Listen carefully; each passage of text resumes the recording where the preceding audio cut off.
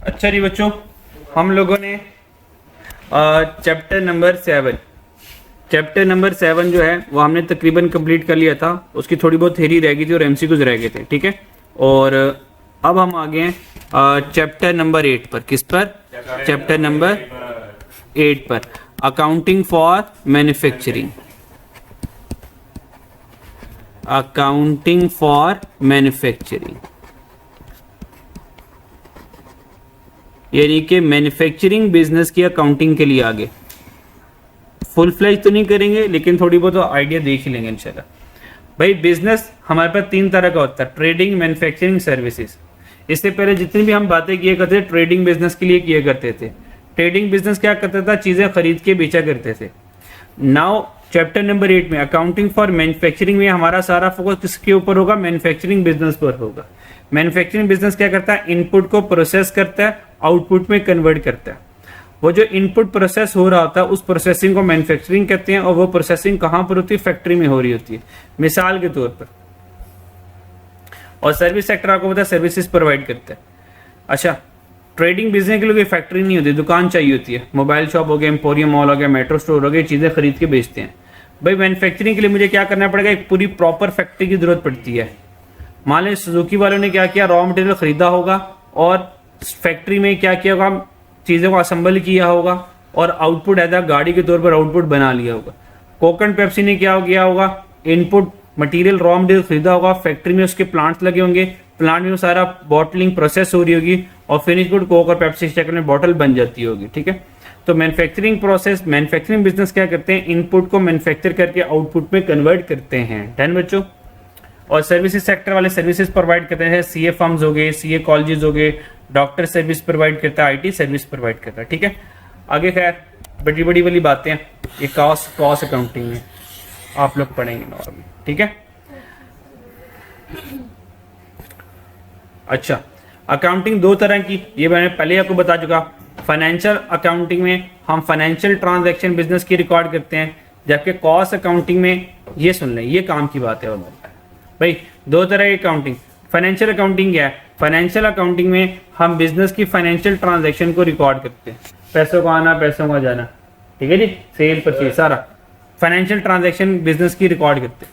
भाई cost and management accounting में क्या करते हैं? कॉस्ट अकाउंटिंग में देखते हैं, कॉस्ट अकाउंटिंग में calculate cost per unit of a business to set sale price.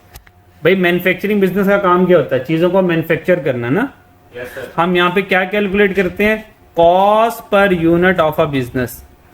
जो बिजनेस एक यूनिट बना रहा है, वो एक यूनिट बनाने पर क्या कॉस्ट आ रही है। मान ले एक बिजनेस बोतल बना रहा है, बाइक बना रहा है, एसी बना रहा है, वो एक एसी बनाने पर क्या कॉस्ट आ रही है। भाई कॉस्ट क्यों जानना चाहते हैं? कॉस्ट जानेंगे तो सेल प्राइस सेट करेंगे ना। तो कॉस्ट अकाउंटिंग का काम क्या होता है? बिजनेस में जो भी मैन्युफैक्चरिंग हो रही होती है, एक यूनिट बनाने पर क्या कॉस्ट आती है, वो उस कॉस्ट को कैलकुलेट करता है। मैनेजमेंट अकाउंटिंग क्या करता है? बिजनेस की प्लानिंग, डेवलपमेंट और डिसीजन मेकिंग जो है, ये मैनेजमेंट अकाउंटिंग की जिम्मेदारी होती है। ये बात समझ लगती है? Yes sir. अब आ जाए दोनों के स्टेटमेंट ऑफ कम्प्रीहेंसिव इनकम पे। जब हम इनकम स्टेटमेंट बनाते हैं, अच्छा ये वाला जो टॉपिक पढ़ा रहा हूँ ना, ये कॉस्ट अकाउंटिंग की स्टार्टिंग है। कॉस्ट अकाउंटिंग की स्टार्टिंग है। कॉस्ट अकाउंटिंग यहाँ से आप पढ़ना स्टार्ट करेंगे, ठीक है जी। तो वो स्टार्टिंग ही मैं ये जो डॉक्यूमेंट आपको पढ़ा रहा हूँ, कॉस्ट अकाउंटिंग वाला ही डॉक्यूमेंट पढ़ा रहा हूँ आपको, ठीक है जी। अच्छा, ताकि चीज़ें आप कंप्रीहेंसिवली समझ जाएं। भाई स्टेटमेंट ऑफ प्रॉफिट और लॉस, इनकम स्टेटमेंट। भाई इनकम स्टेटमेंट ट्रेडिंग बिजनेस से और मैन्युफैक्चरिंग बिजनेस में कैसे बनती है?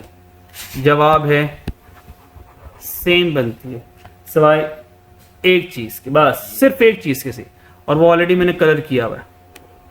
ये नीली वाली चीज और यहाँ पे लाल वाली चीज, बाकी चेक कर लो 100% सेम है। भाई इधर भी सेल है, इधर भी सेल है। Other income less Edmund selling financial, less Edmund selling financial, net profit loss. भाई कोई डिफरेंस है? भाई कोई डिफरेंस नहीं है। डिफरेंस यहाँ पर आ रहा है कॉस्ट ऑफ सेल में। ट्रेडिंग की कॉस्ट ऑफ सेल कैसे आती है? Opening plus purchases minus closing से। Yes sir.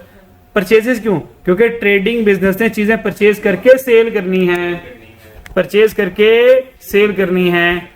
मैन्युफैक्चरिंग बिजनेस में क्या है? उसकी cost of goods sold, cost of sale कैसे की?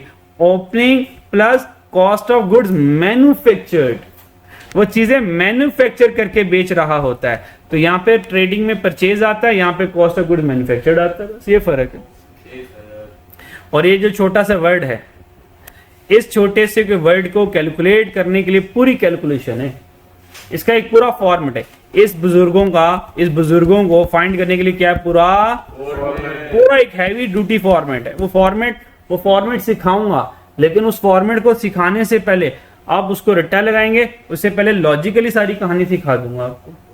फिर फॉर्मेट स्क्रीन पर आएगा तो फिर आपको वो फॉर्मेट अच्छा लगेगा, फिर आराम से आप तैयार कर लेंगे। तो भाई मैन्युफैक्चरिंग में कॉस्ट ऑफ सेल क्या आती है, कैसे आती है, opening finish good plus cost of good manufactured, यानी कि चीजों को मैन्युफैक्चर करने में क्या कॉस्ट आई, माइनस कर दूंगा क्लोजिंग फिनिश गुड, तो कॉस्ट ऑफ सेल आ जाएगी। बाकी सारा सेम है, कोई डिफरेंस नहीं है। आगे चलें। अच्छा, ये आ गया कॉस्ट ऑफ गुड मैन्युफैक्चर। याद है जो भी मैंने कहा था वो रेड कलर वाला, यही था ना, COGM, cost of good manufactured. आ जाओ भाई, ये आ गया भाई, ये कॉस्ट ऑफ गुड मैन्युफैक्चर्ड आ गया, जिसका इंतजार था। यही है ना, COGM। देन भाई कॉस्ट ऑफ गुड्स मैन्युफैक्चर्ड, इसका मतलब क्या, जो गुड्स मैन्युफैक्चर की उनको मैन्युफैक्चर करने में क्या कॉस्ट आई, ये है COGM। बात समझ लगती है। अच्छा, अब बात सुन ले। ओ ये देखो, ये वही जो लाल वाला COGM नहीं है, इधर पड़ा हुआ है ना, हाँ ये तो इधर पड़ा हुआ है। अब आ जाए भाई, अब हमने गुड्स को मैन्युफैक्चर करने लगे, क्या करने लगे हैं, मैन्युफैक्चर करने लगे भाई, ठीक है जी। अच्छा, हम गुड्स को मैन्युफैक्चर कहाँ करेंगे, फैक्ट्री में करेंगे। कहाँ पे करेंगे, फैक्ट्री में करेंगे। भाई मेरे फैक्ट्री में 3 कमरे होते हैं। भाई कितने कमरे होते हैं, 3। भाई ये 3 कमरे। दिस इज दी कमरा नंबर 1। इस कमरे नंबर 1 को कहते हैं रॉ मटेरियल स्टोर। कमरा नंबर 1 को क्या कहते हैं, रॉ मटेरियल स्टोर। अगर मेरा आज बिजनेस का पहला दिन है तो ये स्टोर एम्प्टी होगा ना, और अगर दूसरा साल होगा तो इसके अंदर क्लोजिंग इन्वेंट्री होगी ना। अच्छा, इस दूसरे वाले कमरे को कहते हैं प्रोडक्शन डिपार्टमेंट या फैक्ट्री डिपार्टमेंट या वर्क इन प्रोसेस डिपार्टमेंट, ये दूसरे वाले कमरे में। और दूसरे वाले कमरे में मशीनरी पड़ी होती हैं, है ना। और जो हमने चैप्टर नंबर 2 पढ़ा IS2, सर ये कमरा नंबर 1 IS2 है, इन्वेंट्री। कमरा नंबर 1 के लिए सारी हमने चैप्टर नंबर 7 पढ़ा है, तो खाली है, अब भर गया। बिजनेस का दूसरा साल है ना हमारा। अच्छा जी, तो भाई पहले वाला कमरा रॉ मटेरियल स्टोर, दूसरा वाला कमरा प्रोडक्शन डिपार्टमेंट, जहाँ पे मशीनें वगैरह होंगी, लेबर देख रहे हो ना, हाँ। और तीसरा वाला कमरे में चीजें बना के रख देंगे। तीसरा वाला कमरा फिनिश गुड होगा। बात समझ लगती है। भाई हमारे पास प्रोडक्शन में कितने कमरे होंगे, पहले कमरे का नाम, दूसरे कमरे का नाम प्रोडक्शन डिपार्टमेंट, तीसरे का नाम finish good department. Finish good department, store कह लो, डिपार्टमेंट कह लो, कोई मसला नहीं है, नामों में क्या रखा। डन बच्चों। अब आ जाए कमरा नंबर 1 में। सर कमरा नंबर 1 में आ जाए। मान लो मेरे बिजनेस का दूसरा साल है, तो भाई क्या ओपनिंग रॉ मटेरियल नजर आ रही होगी। भाई दूसरे साल के लिए मैं नया मटेरियल परचेज करूंगा। भाई जो मटेरियल परचेज करूंगा वो आनन फानन उड़न छू करके आ जाएगा, गाड़ी में आएगा। तो सर ये गाड़ी का किराया कौन देगा सर, ये गाड़ी सही है, कोई मसला नहीं। भाई परचेज डिस्काउंट, वो ये सेटलमेंट डिस्काउंट, कैश डिस्काउंट,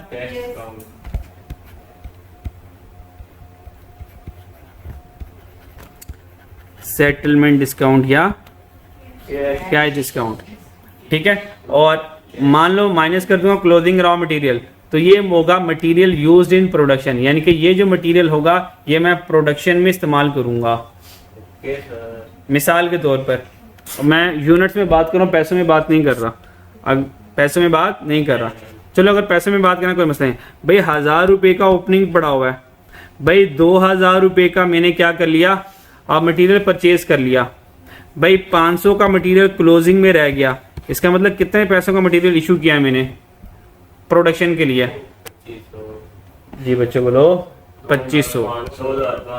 2500 कहता हूँ 2500 वाला जो मटेरियल होगा वो आला तालीम हासिल करने के लिए प्रोडक्शन डिपार्टमेंट में चला गया, है ना भाई। 1000 का ओपनिंग था, 2000 का और था, टोटल 3000 का मटेरियल पड़ा हुआ था।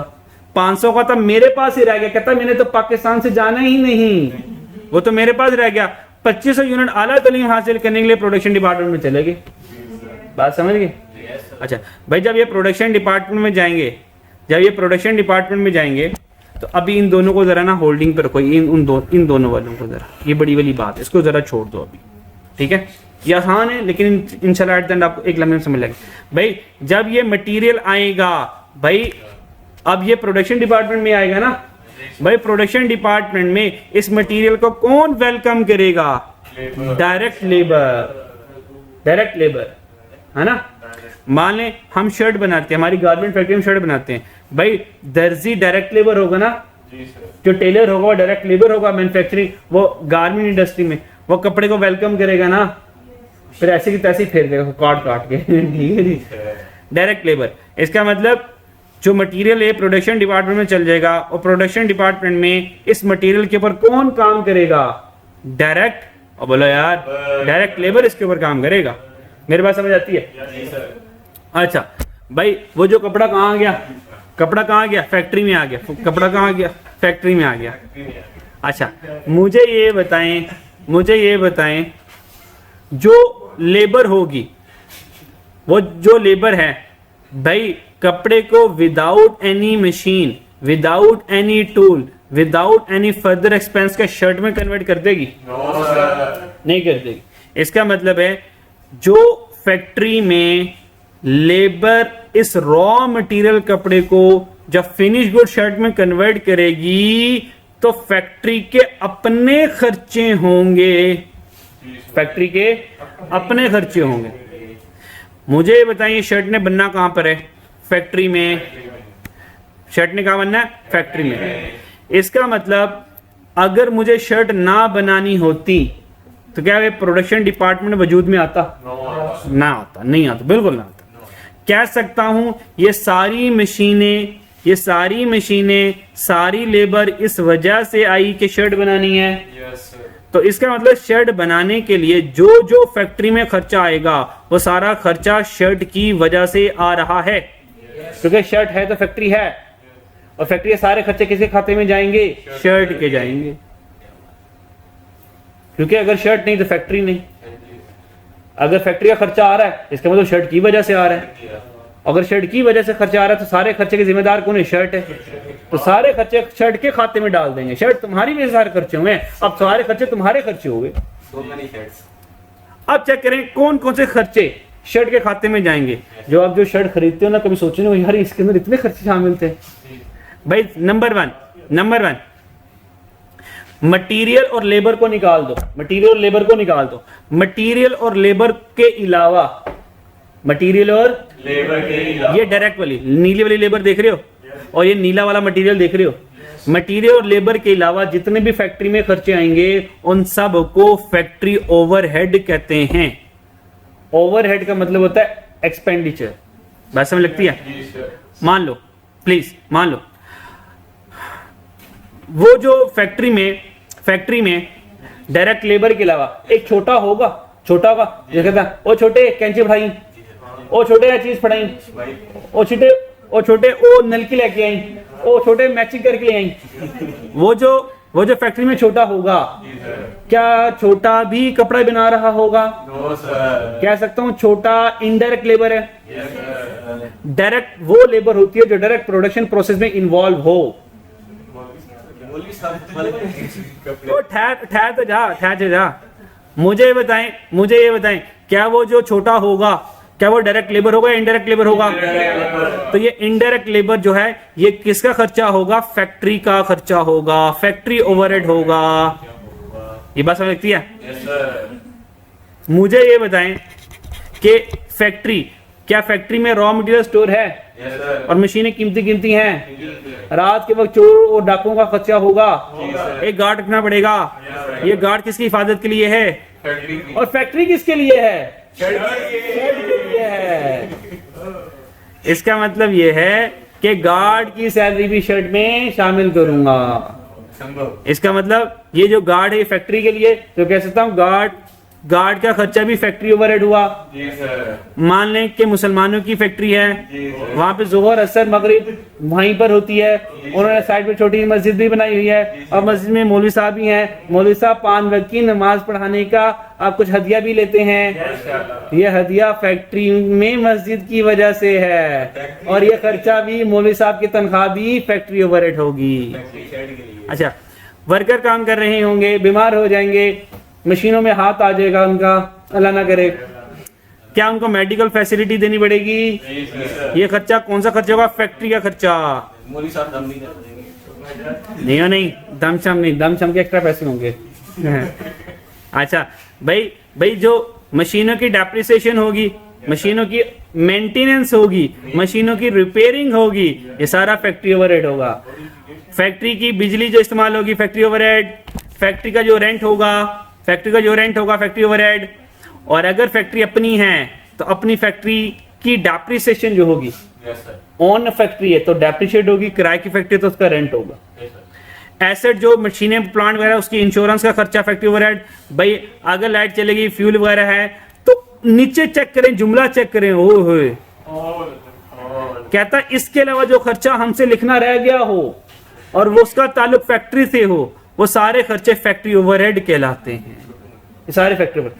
कह सकता हूं कि मटेरियल के ऊपर लेबर ने मेहनत की, और ये लेबर ने मेहनत जो की ये फैक्ट्री में की, और यहां पे एट द एंड क्या हो गई? शर्ट बन गई। कह सकता हूं शर्ट तुम्हारे बनने में 3 खर्चे हुए। नंबर 1 रॉ मटेरियल का खर्चा, नंबर 2 नीले वाला डायरेक्ट लेबर का खर्चा, और नंबर 3 फैक्ट्री ओवरहेड का खर्चा। कह सकता हूं दुनिया में जो भी चीज, ये पूरी कॉस्ट अकाउंटिंग का नो क्रक्स है। पूरी कॉस्ट अकाउंटिंग कुछ भी नहीं है, सिर्फ मटेरियल को इकट्ठा करना, लेबर को इकट्ठा करना और एफआई को इकट्ठा करना का नाम पूरी कैफ 3 है। ये पूरी कैफ 3 है। कैफ 3 में आप मटेरियल को इकट्ठा करने में कोशिश में लगे होंगे, लेबर को इकट्ठा करने में, एफआई को इकट्ठा करने में लगे होंगे। तो कह सकता हूं जो भी चीज बनती है वो 3 चीजों से बनती है, रॉ मटेरियल, डायरेक्ट लेबर और फैक्ट्री ओवरहेड से। ये बात समझ लगती है मेरी? अब यहां से एक एमसीक्यू जो आप लोगों ने चैप्टर 7 में पढ़ा होगा पर समझ नहीं आई होगी। देखो, ये जो मटेरियल है क्या ये शर्ट में खुद ब खुद कन्वर्ट होगा? प्लीज, ये जो मटेरियल है क्या खुद ब खुद शर्ट में कन्वर्ट हो जाएगा? नहीं। इसका मतलब मटेरियल को कौन से 2 खर्चे ऐसे होंगे जो शर्ट में कन्वर्ट करेंगे? सर, डायरेक्ट लेबर और एफओएच, है ना? ये लेबर और एफओएच इस मटेरियल को इस शर्ट में कन्वर्ट करेगा। कह सकता हूं डायरेक्ट लेबर और एफओएच कन्वर्जन कॉस्ट है। ये रॉ मटेरियल को कन्वर्ट करते हैं शर्ट में। Yes sir. तो कन्वर्जन कॉस्ट क्या हुई? डायरेक्ट लेबर और एफओएच। डायरेक्ट लेबर और फैक्ट्री ओवरहेड को एफओएच कहते हैं। ये क्या हुई? कन्वर्जन कॉस्ट हुई। बात समझ आती है? और मुझे बताएं कि शर्ट बनाने में कितने खर्चे होते हैं? 3। मटेरियल का, डायरेक्ट लेबर का और एफओएच में तो फैक्ट्री में सारे खर्चों को एफओएच करते हैं। मतलब इसकी कोई गिनती नहीं है। अगर मुझसे कोई पूछे भाई एफओएच क्या है, मैं इसको ये जवाब दूंगा, भाई मटेरियल लेबर के अलावा सारे खर्चे एफओएच है, क्योंकि एफओएच के मैं काउंटिंग गिन नहीं सकता मैं, है ना? अच्छा, अब मुझे ये बताएं, ये शर्ट बनने में मेन खर्चे कौन से हुए? 2, मटेरियल और लेबर। मेन खर्चा ये हुआ क्योंकि मटेरियल महंगा था, लेबर ज्यादा पैसे लेती है, बाकी एफओएच के छोटे मोटे खर्चे होंगे। तो दैट्स व्हाई मटेरियल को और लेबर को कहते हैं प्राइम कॉस्ट, और डायरेक्ट लेबर को और एफओएच को क्या कहते हैं? Conversion cost. और मटेरियल, लेबर, एफओएच को कहते हैं टोटल कॉस्ट। ये आस्ता आस्ता चीजें सारी क्लियर करूंगा, अभी ज़बानी कलामी करा रहा हूं, ठीक है जी सर। ये आगे मैंने पढ़ाने से मैं भी लिखवा नहीं रहा, वरना मैं यहीं पे लिखवा देता। लिखवा दूं यहीं पे? आगे आनी यहां तो कोई मसला। अब चेक करें, अब रुके याद है आपको? कहाँ याद होगा आपको? कहाँ याद होगा आपको? कहाँ याद होगा? जब हमने IS2 पढ़ा था बड़ा नहीं सर, कितनी तरह की इन्वेंट्रीज थी? 3 तरह की। कौन कौन सी? बोलो बोलो बोलो। Raw material inventory, work in process inventory, finish good inventory. तो भाई रॉ मटेरियल का ओपनिंग भी तो होगा और क्लोजिंग भी तो होगा, और वर्क इन प्रोसेस का भी ओपनिंग होगा और इसका भी क्लोजिंग होगा, और फिनिश गुड का भी ओपनिंग होगा और इसका भी क्लोजिंग होगा। बात समझ आ गई? यही सारा है manufacturing account. This all relate to manufacturing account. हमने यहां से मटेरियल को पकड़ा, लेबर की मदद से और फैक्ट्री ओवरहेड की मदद से क्या किया? कॉस्ट ऑफ गुड मैन्युफैक्चर्ड कर दिया, ओपनिंग फिनिश गुड में कॉस्ट ऑफ गुड ऐड किया, क्लोजिंग माइनस किया, और ये cost of good sold income statement में नीले वाला आ गया। और ये कॉस्ट ऑफ गुड सोल्ड ये वाला है, ये वाला है, ये वाला है। Cost of sale, cost of sale को कॉस्ट ऑफ गुड सोल्ड भी कहते हैं प्यार से। डन? अच्छा बस खत्म खत्म खत्म खत्म बस। नहीं नहीं नहीं नहीं नहीं नहीं, ज़ियारत सर, ज़ियारत किए, देखिए आप ज़ियारत किए बगैर कैसे जा सकते हैं? अल्लाह अकबर, ज़ियारत किए बगैर सर, अब इतनी जो मैंने मेहनत की है उस मेहनत का, इसको ये जो सारा कॉन्सेप्ट समझाया ना, अब इसको फॉर्मेट में लिख के रखना, और यही फॉर्मेट मुश्किल चीज थी जो आपको कॉन्सेप्चुअली सारा समझा दिया। तो भाई 3 तरह की इन्वेंट्री आपने बताया, रॉ मटेरियल इन्वेंट्री होती है, वर्क इन, और ये 1990 की बात होगी, बहुत पुरानी बात होगी। वो ये है, ये लाल वाला दोबारा नहीं आ गया, कॉस्ट ऑफ गुड मैन्युफैक्चर्ड, आज जरा स्टेटमेंट की शक्ल में आ गया। कोई मसला नहीं, हम वेलकम करेंगे इसको। भाई दोबारा से एक बार ज़ियारत कर लें। रॉ मटेरियल स्टोर में रॉ मटेरियल होता है, प्रोडक्शन में वर्क इन प्रोसेस और डायरेक्ट लेबर एफओएच आ गया, और फिनिश गुड में opening closing finish good cost of good manufactured आ गया। सर। ये रॉ मटेरियल को देख रहे हो? Yes sir. अब आ जाओ, वो ये पहला वाला कमरा नहीं आ गया? वही है। ये देखो, opening raw material, material purchase, carry inward, purchase discount, और क्लोजिंग रॉ मटेरियल। ये तो कमरा नंबर 1 है। अच्छा, अगर मैं ओपनिंग रॉ मटेरियल में ना, ओपनिंग रॉ मटेरियल में मटेरियल परचेज कैरी लेस, इसको कहते हैं cost of raw material available for use, available for use, यानी कि इतना मेरे पास मटेरियल पड़ा है मैन्युफैक्चरिंग के लिए। और अगर क्लोजिंग माइनस कर दूं तो था raw cost of raw material consumed या cost of raw material used या cost of raw material issued. किसको? वर्क इन प्रोसेस को। बात समझ आती है? और फिर ये मटेरियल किसके हैंड ओवर होता है? और जैसे मटेरियल के अंदर डायरेक्ट लेबर कॉस्ट ऐड करूंगा, ये मेन कॉस्ट बन जाती है, जिसको प्राइम कॉस्ट कहते हैं। देन ये टोटल डायरेक्ट कॉस्ट कहलाती है, टोटल डायरेक्ट कॉस्ट कहती है। डायरेक्ट कॉस्ट टू भाई शर्ट के बनने में डायरेक्ट कॉस्ट कौन कौन सी होती है? मटेरियल और लेबर। बाकी सारी तो इनडायरेक्टली लगती है ना शर्ट की। क्या शर्ट के अंदर बिजली का खर्चा नजर आ रहा होता है? मौलवी साहब की सैलरी नजर, शर्ट तुम बताओ मौलवी साहब की सैलरी किधर गई? क्या शर्ट में कपड़ा नजर आ रहा होता है? हाँ हाँ। इसका मतलब क्या शर्ट में लेबर की एफर्ट नजर आ रही होती है? यस, है ना? तो इसका मतलब शर्ट में मेन खर्चे कौन से होते हैं? मटेरियल के और लेबर के। अब आ जाए, और उसके बाद ऐड कर देंगे फैक्ट्री ओवरहेड। भाई एक्चुअल एक्सपेंसेस होते हैं हमारे, वो सारे लंबे चौड़े फैक्ट्री के सारे खर्चे। अच्छा, कुछ ना ऐसे खर्चे आपकी जिंदगी में आएंगे, कुछ ऐसे खर्चे आपकी जिंदगी में आएंगे जो अपने खर्चों का नाम नहीं सुना होगा, उसके साथ वर्ड अगर फैक्ट्री लिखा आ गया, इसका मतलब फैक्ट्री ओवरहेड है। मतलब लाइन फैक्ट्री एक्सपेंस। यार लाइन फैक्ट्री से लाइन एक्सपेंस क्या होता है? पता नहीं क्या होता है। फैक्ट्री का वर्ड आ गया तो भाई फैक्ट्री ओवरहेड आ गया। बस डायनासोर फैक्ट्री एक्सपेंस, तो ये फैक्ट्री ओवरहेड आ गया। बात समझ आ रही है? चाउ फैक्ट्री एक्सपेंस, तो ये क्या होगा? फैक्ट्री ओवरहेड होगा। बात समझ आ रही? भाई कुछ इंग्लिश में ना, इंग्लिश में ऐसे ऐसे खर्चे लिख देगा, वो खर्चों का पता कोई नहीं होगा, लेकिन लिखा होगा फैक्ट्री एक्सपेंस, ये एफओएच है। बात समझ आ गई है? अच्छा, तो फैक्ट्री के सारे में खर्चों को ऐड करेंगे। भैया जगह current manufacturing cost, current manufacturing cost को प्रोडक्शन कॉस्ट कहते हैं। ये प्रोडक्शन कॉस्ट में कौन कौन सी कॉस्ट आ जाएगी बच्चों? Material, direct material, direct labour और एफओएच आ गया। इसमें आ गया? अच्छा, भाई इसमें opening work in process add करूंगा तो cost of goods to be manufactured, यानी कि ये गुड्स हम बनाने लगे हैं।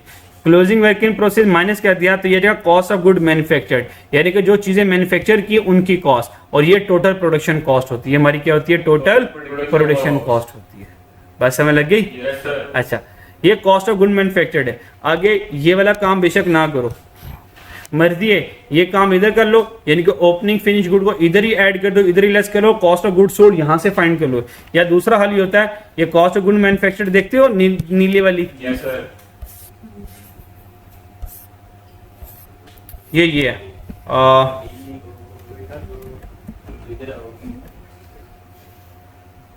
ठहर जो नहीं ऊपर पड़ी, ये है, मिल गई। ये देखो कॉस्ट ऑफ गुड मैन्युफैक्चर्ड आ गई। ओपनिंग क्लोजिंग या इधर कर लो या आप फॉर्मेट में भी कर सकते हो, आपकी मर्जी है। डन? इस बात समझ आई? अच्छा, इसी खुशी में आप लोग एक काम करेंगे, खुशी नहीं है, ये खुशी है यार, इतना फॉर्मेट समझा। अब एक हैवी ड्यूटी सवाल तो बनता ही है करना।